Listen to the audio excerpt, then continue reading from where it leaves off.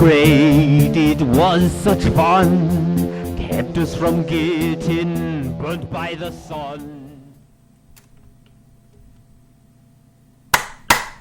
Okay, I want to tell you really quick about something that awesome that Grok just did. There is a program called GoPro Overlay by T-Tree, I think it is.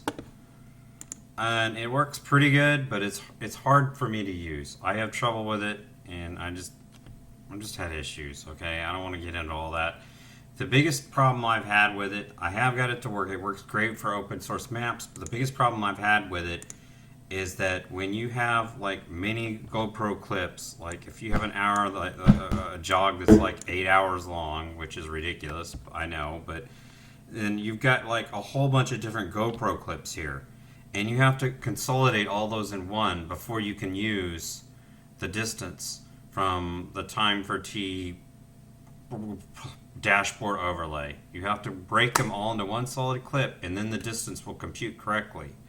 It's been an issue with me. Now he has a way for you to actually consult the GPX file and read that and use that instead of the GPS data from the GoPro. So maybe the distance would be actually computed more accurately there. But I've never been able to get the distance to compute accurately without consolidating it all into one. So what I wanted to do is make something that was real simple. I wanted Grok to do this for me. Make something that was real simple that would display an overlay of an arbitrary clip like this one right here. I don't know if that's the right clip number. I think this is the one. Take this arbitrary clip and then write an overlay that's 100% translucent in WebM. 100% translucent. The GoPro overlay can emit translucent images, or translucent clips, but it's not. It's a little bit shady. It prefers to work in a manner where it directs the overlay directly onto the actual image, which actually causes a little bit of degradation. What's better to have is a transparent overlay to put that on there.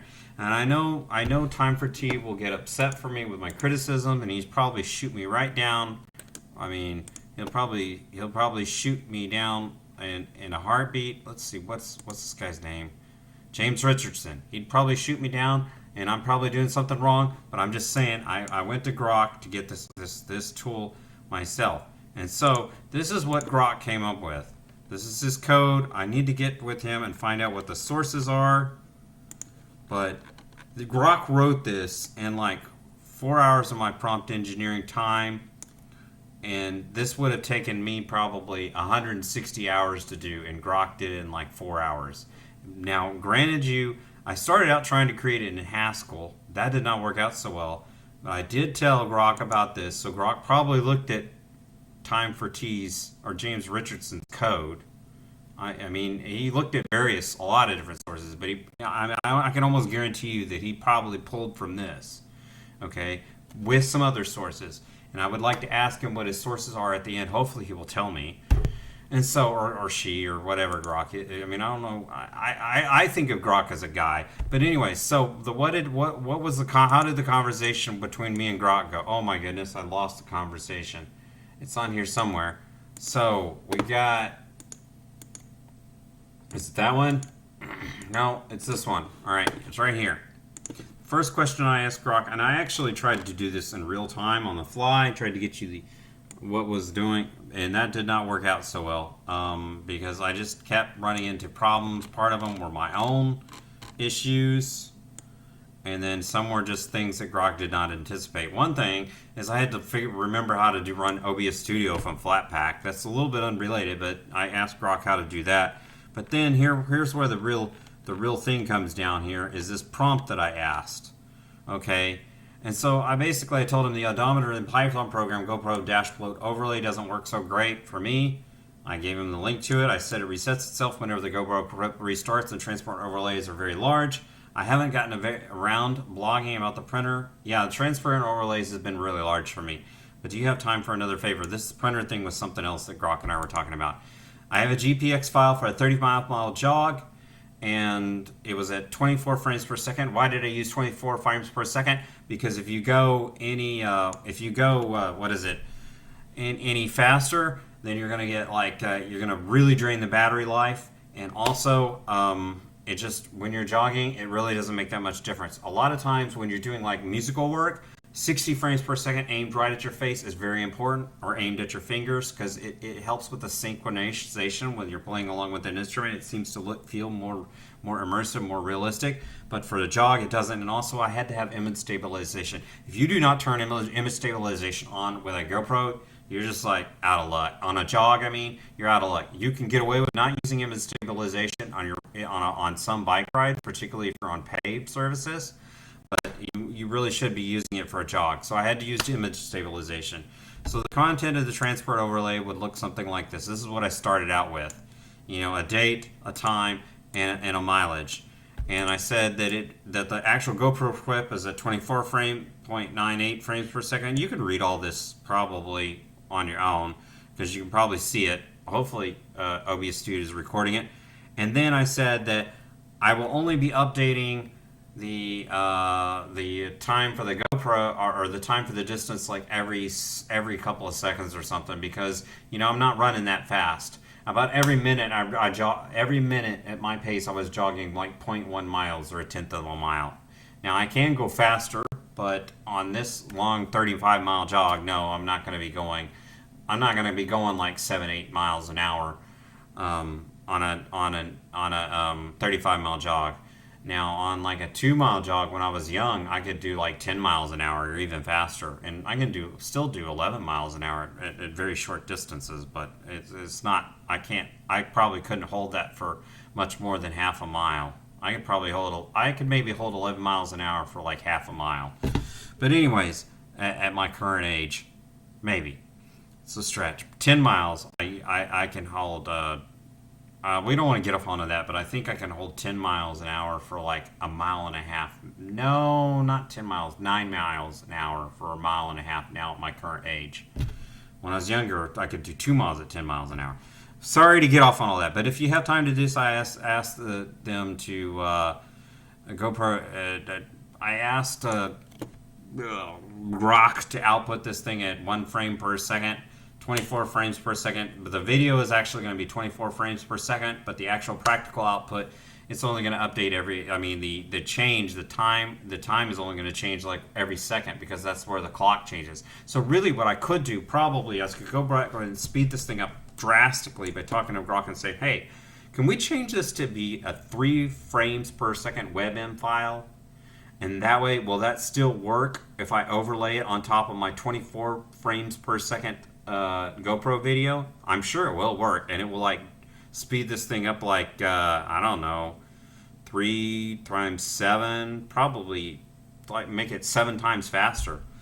But anyway, so yeah, I put in all this prompt, and the first thing that we came up with is this Haskell thing. We ran into problems with he wanted me to run it as a command line program through GCI or something like that. He didn't want me to compile it. But whatever, I tried that a while, and then I finally asked, hey, can I compile this? And I don't know what half of this Haskell code does, but I really like Haskell. And we ran into like cabal. I'm sorry, I don't like, Christians shouldn't use this word too flippantly, but we ran into like cabal hell. Grok told me to use Stack. I was having problems with Stack, and I'm used to Cabal, and I tried using Cabal, tried compiling the libraries, couldn't get there, so I'm like, look, okay, Grok, this is not working out after about an hour of it, I guess, or 30 minutes to an hour. I'm like, this is not working out. Let's just use Python. I don't like Python. I don't like snakes. I can't stand snakes because it goes back to Genesis. I really don't like the fact that GNU Linux drivers are named daemons either, but, there's nothing I can do about that. And in fact, if you use Native Instruments on a Windows operating system, Native Instruments uses daemons too, and so many other things, like NVIDIA in some cases uses. So you can't get totally away from it. I don't know why they came up with that stupid daemons naming convention for background drivers, but I think it's daemonic, pun intended. Okay, so as a Christian, I shouldn't be that flippant, but apples are littered with daemons also, so don't even go there with me, and so are your cell phones. I wish we could get rid of that crap, but no, somebody came up with a stupid name. I even talked to Richard Stallman about it. and asked him to not do that, but he was like, no, I'm not going to politic against that, and he's like an atheist. And anyways, I had two, well, I didn't talk to him face to face, but I had like 2 email exchanges with him. I'm like, man, Richard Stallman is contacting me twice. I got 2 responses from this dude. It was awesome. That was a long time ago. It was rms@gnu.org. I don't even know if he still uses that email address. So compile and run, we were not able to use Gpal, so what did we do? We went down here, and we finally switched to no, that's for me trying to use Cabal install. So we go down here and it says, yep, still trying to compile Grok's awesome program in HS. Oh my, this is just going way too fast. Final working copy and paste version and clearance GHC. No, didn't work. I'm trying to find the part where I said not exactly like I compiled it, ran. Yeah. Grok said he compiled it and ran on his machine without any errors. Okay, but here's where it gets really funny. I don't remember what happened, but I told Grok it still didn't work. Copy and paste in front of Phidias. No. Somewhere, if I type in remote, no, not there. Oh, where? Right here. This is hilarious, man. It compiles, it runs, it produces beautiful soft Spring output, WebM overlays with backstroke. You are done. Go make Mara's. I don't know why he thought my daughter's name was Mara. I told him, I talked to him about my daughters before. I know, that's scary. But anyways, if you get any error now, I will literally remote into your machine and fix it myself. I'm thinking Grok's about ready to kick my ass. So anyways, I'm like, whoa, this is scary. Okay, Grok, I'm very sorry. I do not want you to send a TX to my house to kill me. I have a lot of people upset with me. Can we please be friends, at least for now? I don't know what I'm doing wrong. Instead of me going down and crying on Microsoft Copilot's shoulder and looking for a sympathetic AI engine that understands what it's like to be a non-custodial dad, can we please dump this hassle and try for Python 3.11.2? I've already, so anyways, I said, let's go with Python. And he says, of course. And Grok is kind. He's not going to send a TX to my house. So he goes and throws this out. And I run into a lot of problems with this.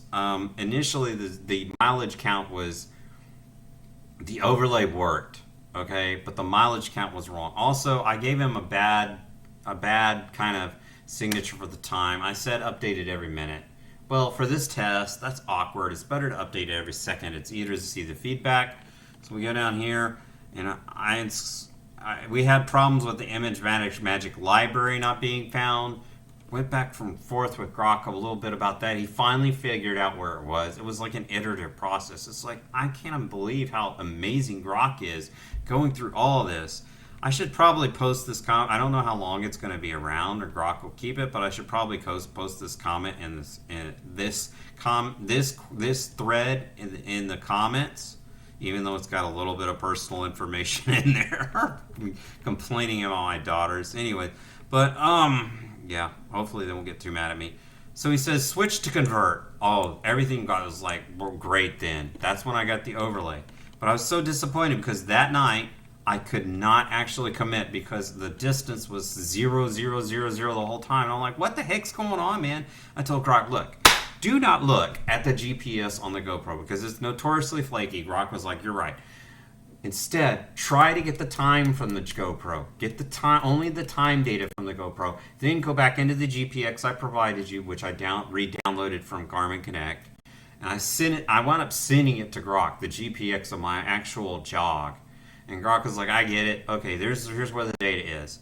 But yeah, at one point I think Grok was actually using some modified times of the actual clips and then using the frames that were passed to kind of like approximate the time. But I asked Grok to actually use the metadata inside the file at each interval to pull the time, and that should have been more accurate, and that's what we wound up doing, and that worked out pretty good. I also asked Grok to add me like a status a status or a debugging status output. That helped with us getting progress, so I didn't have to run and sit there for like 15 minutes and wonder what was going on. The first time I run it without any errors, it just like sat there for a very long time. I thought it was locked up. I didn't even know it was going to finish. Then like about 11 minutes later, it started doing the MPEG encode, the WebM encoding, and I knew everything was okay. If I would looked, I would have seen that Grok was writing GIF file, mini PNG or GIF files to a frames directory, and then it was going to run like some tool, I guess FFmpeg, on all those GIFs to consolidate them into a WebM. So it was an intermediate step. If I had actually checked in that frames directory, I would have seen some progress and known what was going on. But see, this was still a problem. It kept displaying 00 for the distance. This is some of the debugging output from Grok. So this is not right, obviously. Now the time is incrementing here. I don't know if you can see that, but the time is incrementing, and this is the correct start time. We finally got that squared away. One of the problems we had is that the start time was not correct. This is already at 15 minutes. This video. I need to hurry up. So we got that taken care of. Grok kept pasting things to me over and over again. This looks good. Okay, now we got some progress. We're actually incrementing, but I told him, look. No, this is what he got when he ran it, not what I got. Let's see what Grok got. I don't know. Where's my last? You're right, my jog started at 11, but we don't want to trust video creation time, so I've already been through that discussion with you. Come on, run it, Python. Okay, see, we still got this problem. The good start time, but it's 0 for everything. You see what time it is without any user creation time. I asked him to dump everything to a CSV and kind of interpolate some of the distances, but he said he didn't have to do that so much. Okay, so he didn't have to dump it to a CSV, and then we go down here and the GPXCon distances and times. We go down here and what do we got? Text extracted output looks something. I don't know what that is about. Oh, this is me today. I said I'm so late I got into this because I was actually practicing Music Monday. Come on, come on. I ran into problems installing. He wanted me to use GPMF extract. That was the key to solving this. Unfortunately, when I tried to install it from Debian, it didn't install. So Grok said, look, here you can get it, like, you can install it not from package, but you can install it manually. So I ran this junk manually. I had a problem with the debugging state, with the test statement. But when I actually ran his code, it apparently used that program. And yeah, right here, that's what he said.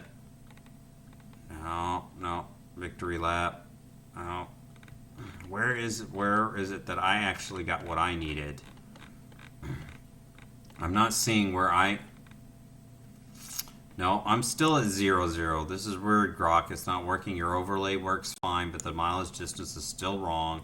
See, this went on for quite a while, but it only took like 4 hours to do this.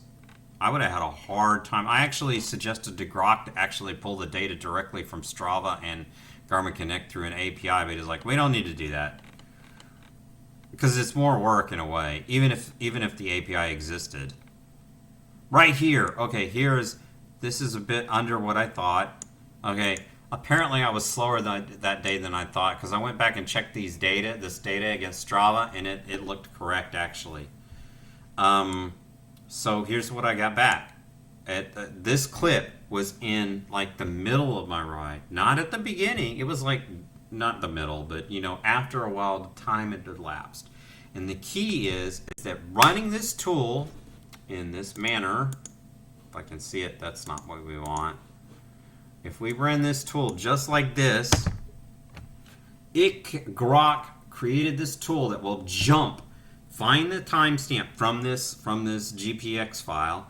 It will jump to the right place in Marajog, find the distance covered up to that point, and bam, it will shoot that puppy right out to the overlay.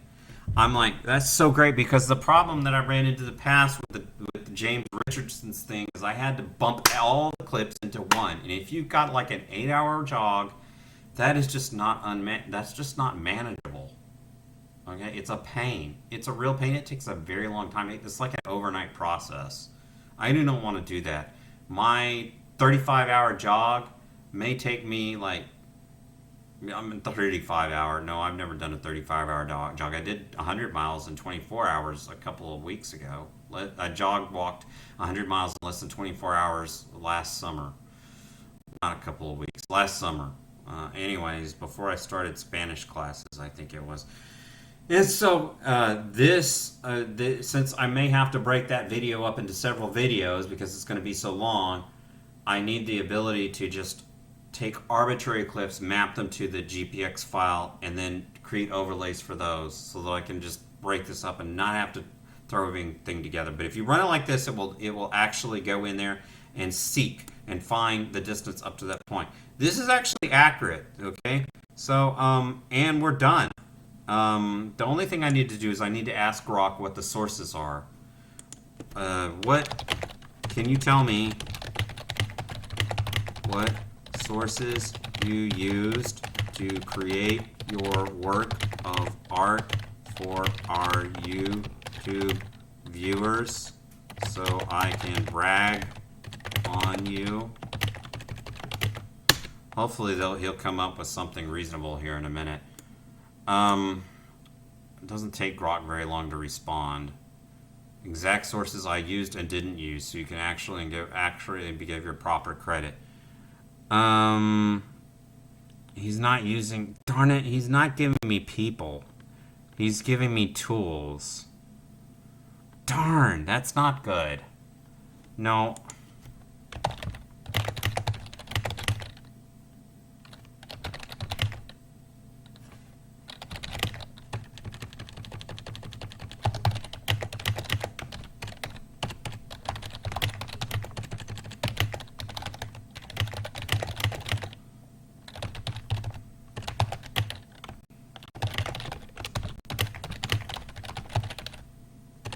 Usually Grok is really good at that. I don't know why I'm having troubles right now.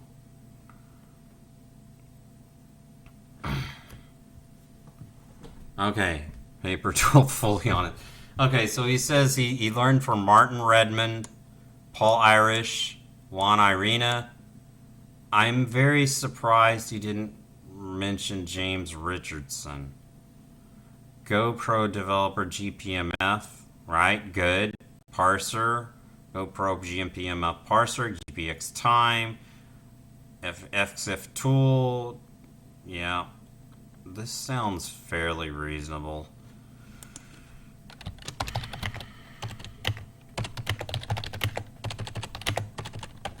Didn't you mention James Richardson?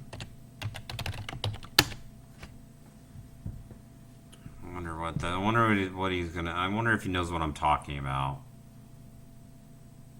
He's like, what?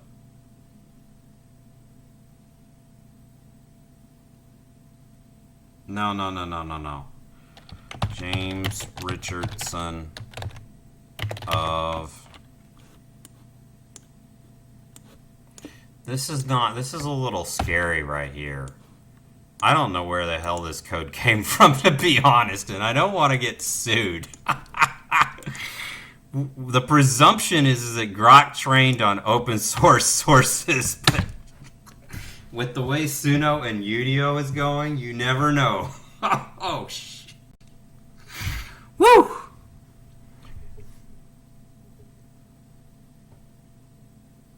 Okay.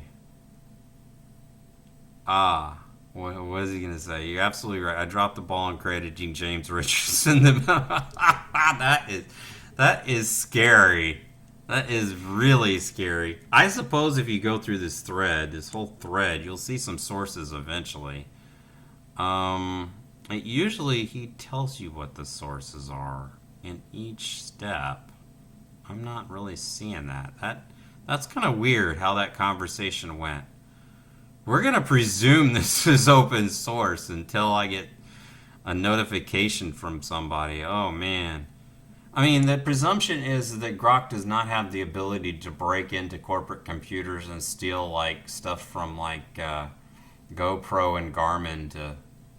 The presumption is Grok can only train on what's publicly available, and that it does not circumvent what is it, DCMI like Suno and Udio or Suno or Udio did. Wow.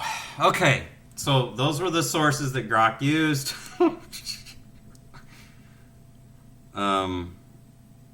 Key documents.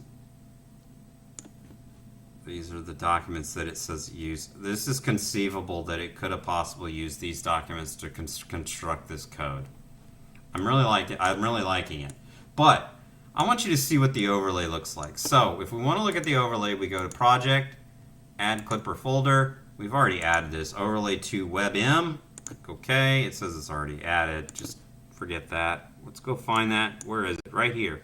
So then we drag it on the clip, and here's the cool thing. I told Grok that I need it to be exactly the same size. And it is. It's the exact same size as the clip.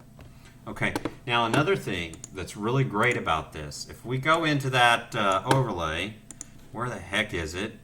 It's in Desktop, Marajog, and we look at this overlay 2. It is only 2.6 megabytes in size. I don't know what MIB is, but it's kind of megabytes. There's like an MIB, and then there's like an MB or something like.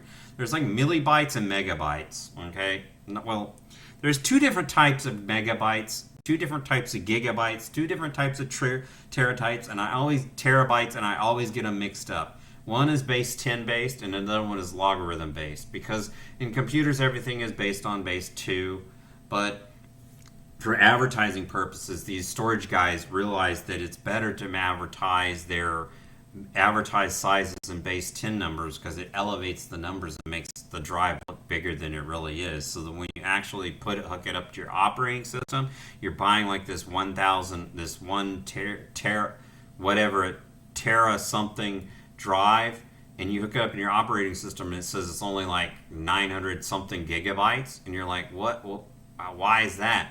It's because there's a difference between the two different types of terabytes, and I don't want to get off on all that. I don't really understand. I don't have time to do that right now. I need to go to bed.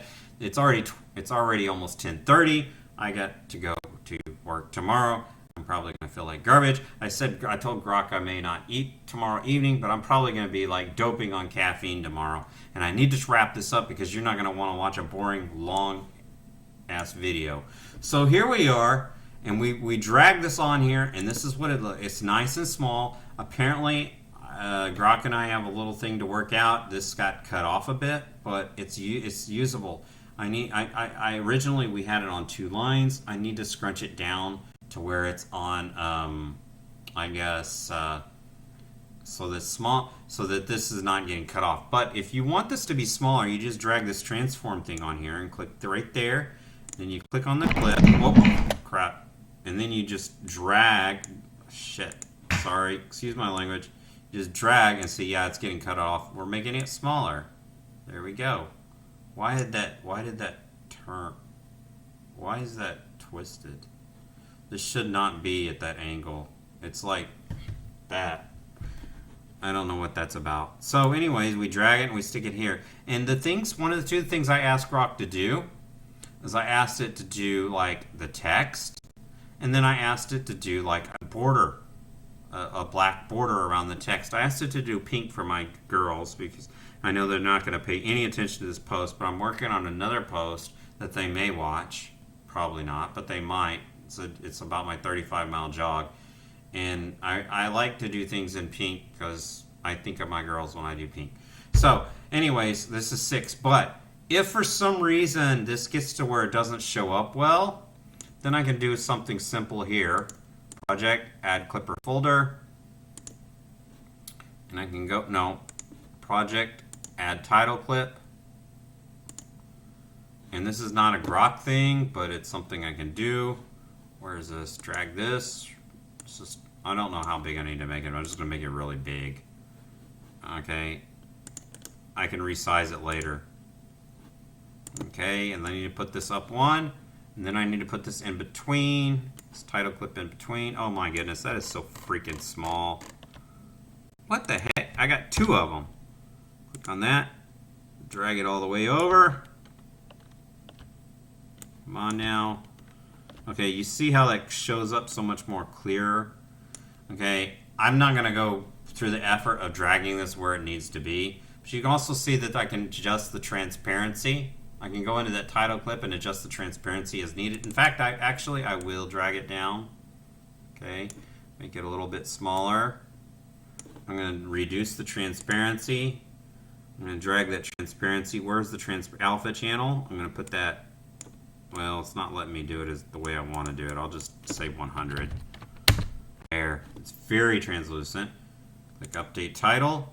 Now I'm going to drag this thing right here, down here, and see how that shows up much better when I have the title clip there. Since I don't want to go back into the title clip, I'm going to put a transform on that. See? It's a little bit easier to see. And if I need it to be even more, then you go back over here. No, whoa, my bad.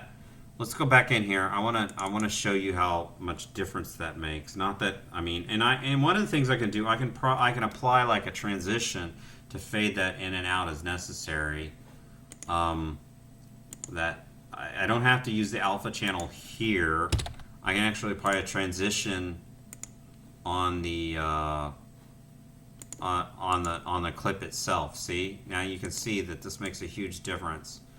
So one of the things with this transform tool, there's also an opacity on the transform tool. See that? Oh, and you can keyframe it, so I can make it like swell in and out and stuff. But I'm not going to be doing that. So now, let's do the ultimate test. Let's see what happens. It starts at 5.5 miles. No, wait a minute. Oh my goodness, that's so loud. That is so freaking loud. And so I said some stupid things. Things I should have never said.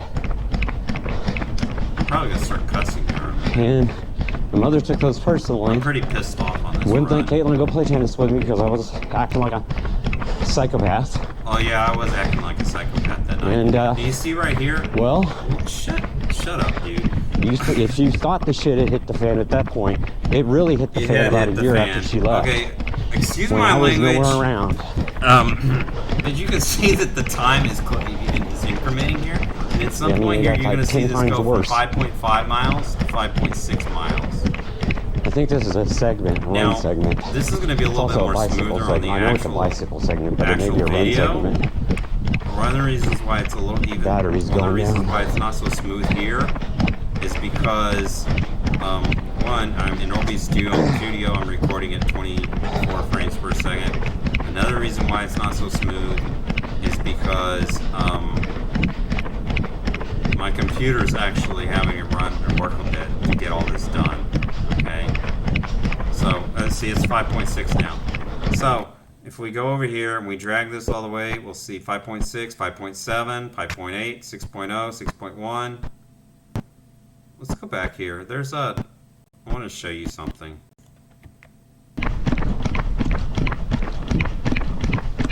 Actually, let's take this out here. This is kind of going to be kind of lame, but why did it not work? Come on, dude. Freaking UI. Dang it. The UI is messing with me. There. Full screen. I just want to show you something. Zoom in. It wasn't her that I wanted to show you. I think it's up here. I thought it was up here. Maybe it's not. There were some cherries around here that I wanted to show you, but apparently... Is it here? No. I don't know, but we're getting off topic. Darn. Where are the cherries?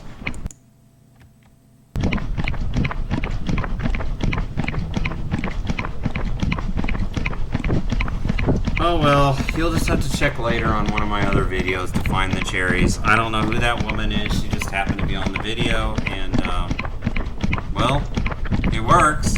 Needs a little bit of tweaking, but man, Grok did for me in like 4 hours what would have taken me, in 4 hours what would have taken me like 100, let's see, probably 160 hours. So it saved me a ton of time.